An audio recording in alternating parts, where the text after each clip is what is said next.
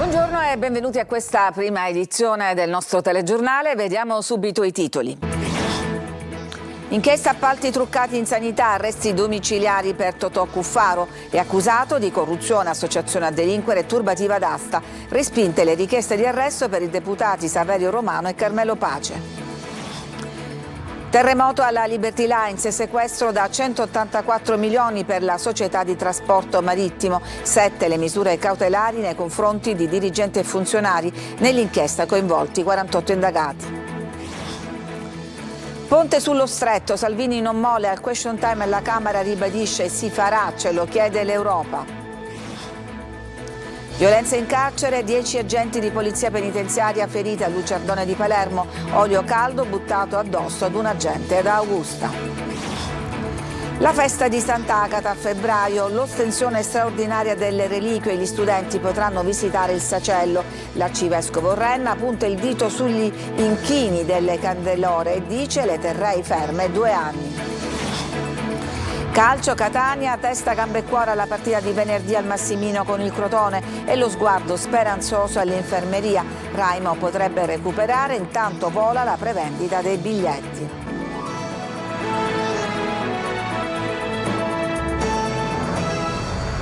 L'inchiesta sul comitato d'affari nella sanità, Totò Cuffaro va ai domiciliari, ha accolta la richiesta della Procura di Palermo che lo accusa di corruzione, turbativa d'asta e associazione a delinquere. Sentiamo Eva Spampinato. Per Totò Cuffaro sono scattati gli arresti domiciliari. È indagato insieme ad altre 17 persone per associazione a delinquere, turbativa d'asta e corruzione. Stessa misura per Antonio Iacono e per l'ex manager di Villa Sofia Roberto Colletti. È un nuovo capitolo giudiziario che scuote la sanità siciliana e il mondo politico dell'isola. Al centro dell'indagine, secondo la Procura di Palermo, un vero e proprio comitato d'affari che avrebbe pilotato appalti, nomine ai vertici della sanità e concorsi pubblici. Sotto la lente la maxi gara ausiliarato dell'ASP di Siracusa e il concorso per operatori sociosanitari all'ospedale Villa Sofia Cervello. Sempre secondo l'accusa, attorno a Cuffaro ruotava una rete di intermediari e dirigenti pubblici che avrebbe favorito aziende amiche ottenendo in cambio vantaggi e promesse di subappalti. I legali di Cuffaro parlano di accuse in larga parte cadute, sottolineando che il GIP ha escluso l'associazione per delinquere e ha derubricato una delle contestazioni a traffico di influenze illecite. Residua, dicono, un addebito di corruzione che impugneremo. Per l'ex braccio destro di Cuffaro, Vito Raso, il GIP invece ha deciso l'obbligo di presentazione alla polizia giudiziaria, mentre per Mauro Marchese e Marco Dammone l'obbligo di presentazione alla polizia giudiziaria è la misura cautelare interdittiva del divieto, per 1 anno, di esercitare attività imprenditoriali e uffici direttivi di persone giuridiche. Il GIP ha rigettato la richiesta d'arresto avanzata dalla Procura per il deputato e coordinatore di Noi Moderati Saverio Romano, coinvolto nell'inchiesta. Per lui nessun provvedimento cautelare. Respinte anche le misure nei confronti di altri 11 indagati, tra cui Carmelo Pace, capogruppo della DC all'Ars. Veniamo a un'altra inchiesta, quella che investe i trasporti marittimi in Sicilia, sequestro da 184 milioni alla Liberty Lines. Il GIP di Trapani firma 7 misure cautelari che riguardano dirigenti e funzionari che rivestono un ruolo di vertice all'interno della società di navigazione trapanese. Il servizio.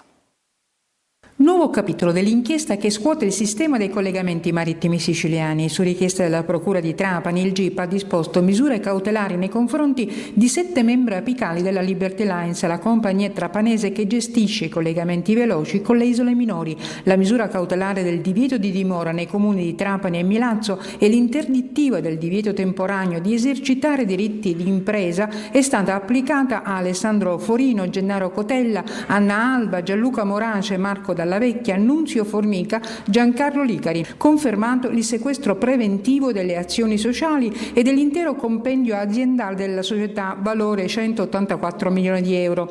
Per gli inquirenti l'indagine ha accertato l'esistenza di un sistema fraudolento per ottenere contributi pubblici non rispettando i contratti di servizio e la convenzione ministeriale. Accertate omissioni sulle avarie dei mezzi, sull'applicazione dei protocolli di sicurezza e sulla comunicazione delle delle criticità tecniche delle unità navali. Una dinamica, dicono gli inquirenti, che avrebbe consentito alla compagnia di continuare a ricevere le erogazioni previste con possibili ricadute anche sulla sicurezza dei passeggeri. L'operatività aziendale non si ferma, la società verrà gestita da un collegio di 3 amministratori giudiziari. L'inchiesta coinvolge 48 indagati, tra cui la società di navigazione siciliana. Il ponte sullo Stretto, sempre al centro del dibattito politico. Ieri il ministro dei Trasporti Matteo Salvini ha risposto al question time alla Camera ribadendo si farà, ce lo chiede l'Europa. Sentiamo Orazio Longo.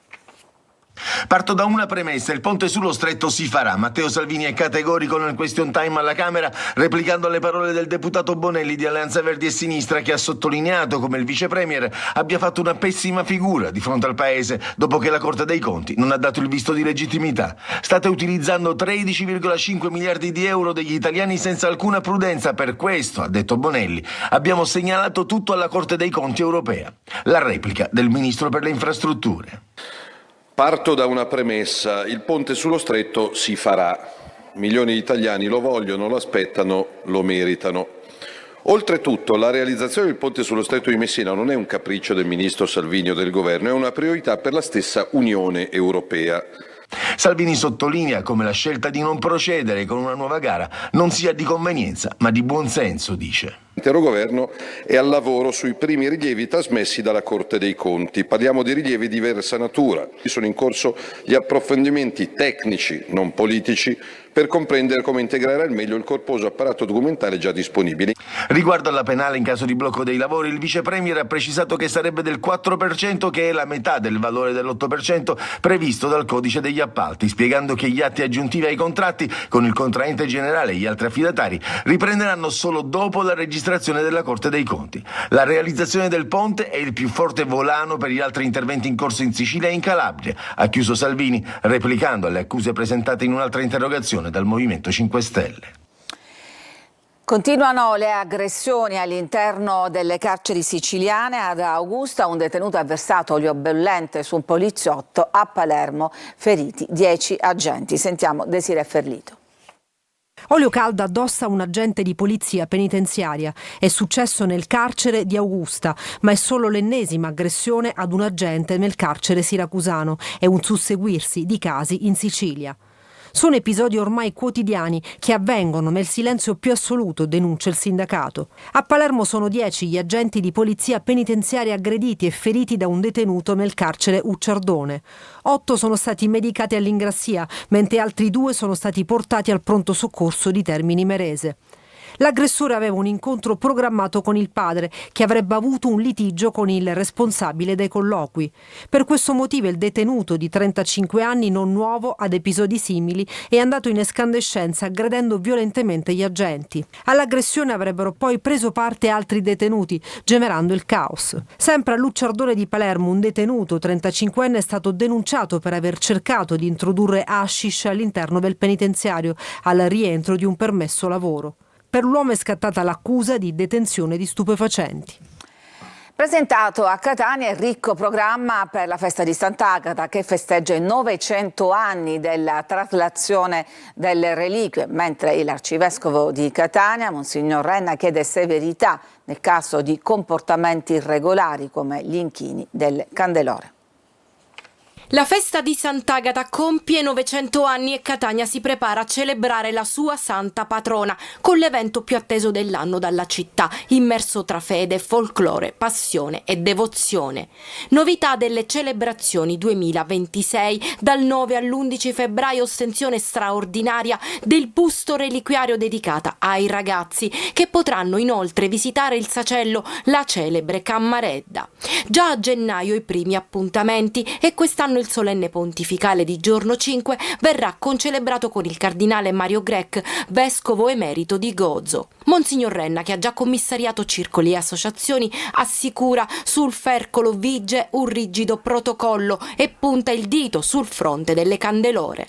Quando ci sono delle persone che ad un certo punto si macchiano di alcuni clamorosi errori come quello di passare per alcune strade, fermarsi davanti ad alcune case o ad alcuni bar, allora la Candelora deve stare ferma, e su questo ci siamo proposti con il Presidente del Comitato di essere più severi. Per me si dovrebbe fermare addirittura per 2 anni. Tra le iniziative collaterali, il concerto del 2 febbraio al Teatro Bellini, dove si esibirà la banda dei Carabinieri con 70 orchestrali e il cui ricavato servirà per ricostruire la biblioteca dopo l'incendio doloso alla scuola Pestalozzi.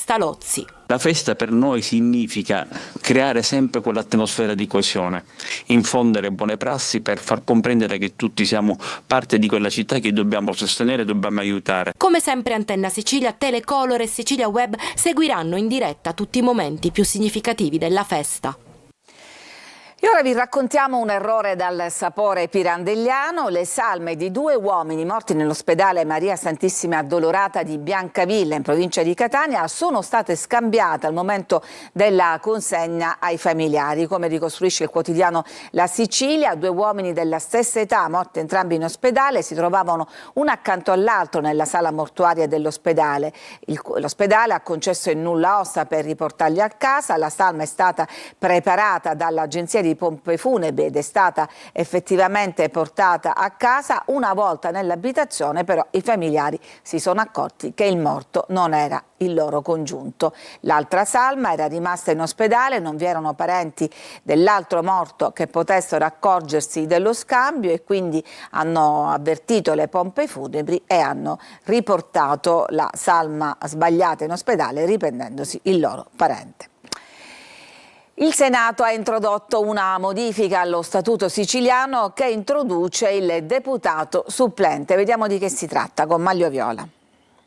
Arriva il primo sì alla riforma costituzionale dello Statuto regionale siciliano che introduce contestualmente l'incompatibilità fra la carica di assessore e quella di deputato regionale e la figura del deputato supplente. In pratica la legge stabilisce che se un deputato viene nominato assessore gli subentra il primo dei non eletti nella medesima lista, ma il suo sarà un incarico di supplenza. Se l'assessore dovesse smettere di ricoprire l'incarico di governo tornerebbe a fare il deputato e il supplente dovrebbe lasciargli nuovamente il posto.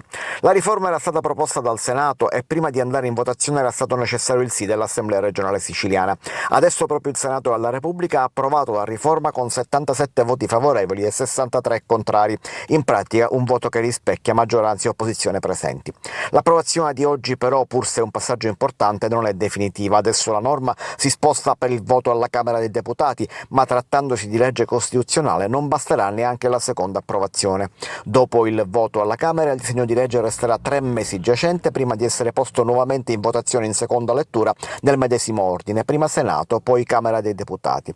Dopo sarà necessaria la pubblicazione in Gazzetta Ufficiale e una legge regionale attuativa che regolamenti le 2 figure di assessore e deputato supplente. I tempi quindi sono abbastanza lunghi. Altamente improbabile, anche se non impossibile, che la norma entri in vigore in questa legislatura regionale. Nonostante ciò è battaglia politica. La relatrice della norma, Daniela Ternullo di Forza Italia, parla di un punto di svolta fondamentale per garantire equilibrio e trasparenza. Il senatore di Fratelli d'Italia Salvo Pogliese sottolinea che la legge garantisce la divisione fra potere legislativo ed esecutivo, ma le opposizioni parlano di ennesimo poltronificio.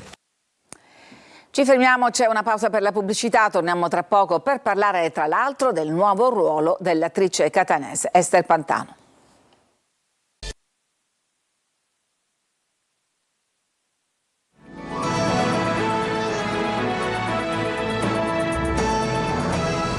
A Catania arriva un nuovo alleato per tenere pulito il centro storico. Saranno utilizzati 2 mezzi in grado di risucchiare carta, plastica e cicche di sigarette. Sentiamo Tonino De Mana.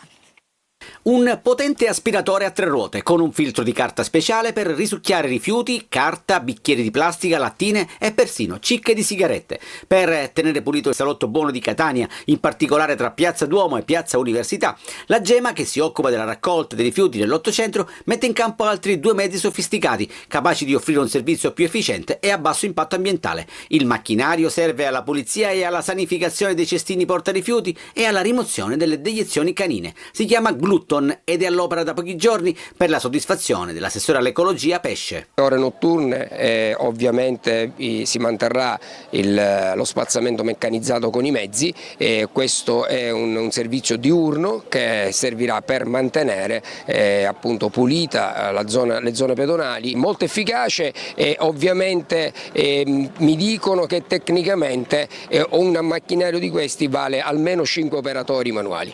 Il resto lo dovranno fare i cittadini perché l'impiego di Glutton anche e soprattutto dipende da loro. Probabilmente sarà un incentivo di sensibilizzazione per il cittadino che non dovrebbe buttare a terra carte, cartacee e cicche di sigarette, ma eventualmente utilizzare i cestini che si trovano dappertutto. La sfida per una città più pulita è lanciata. Un uomo probabilmente ubriaco alla guida di un'auto è finito contro i pali di protezione della zona pedonale di Vietten a Catania e della vicina Piazza Università, proprio quelle che abbiamo appena visto, dove sono allestite delle bancarelle per il mercatino di Natale. La vettura, che fortunatamente procedeva a bassa velocità, è rimasta incastrata. Il conducente è stato subito bloccato dal personale delle volanti della questura. L'uomo avrebbe agito sotto l'influsso di alcolici.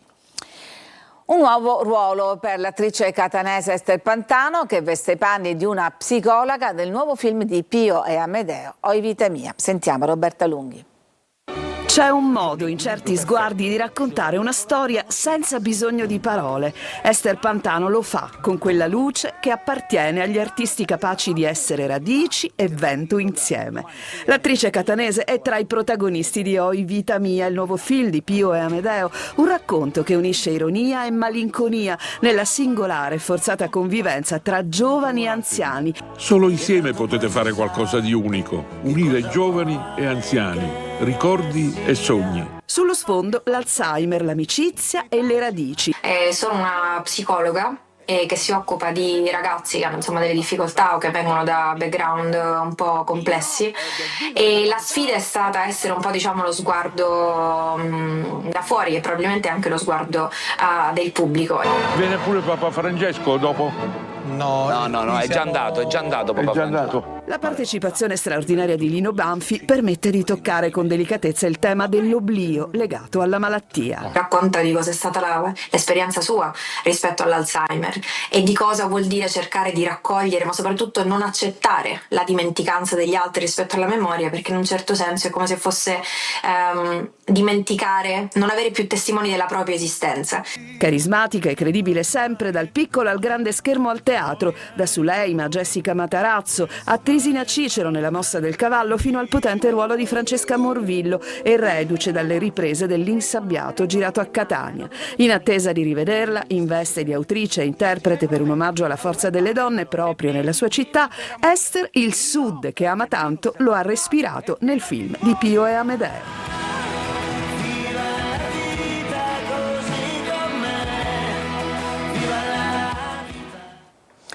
Ci fermiamo, c'è ancora una pausa e poi torniamo con la pagina sportiva per avvicinarci verso Catania-Crotone.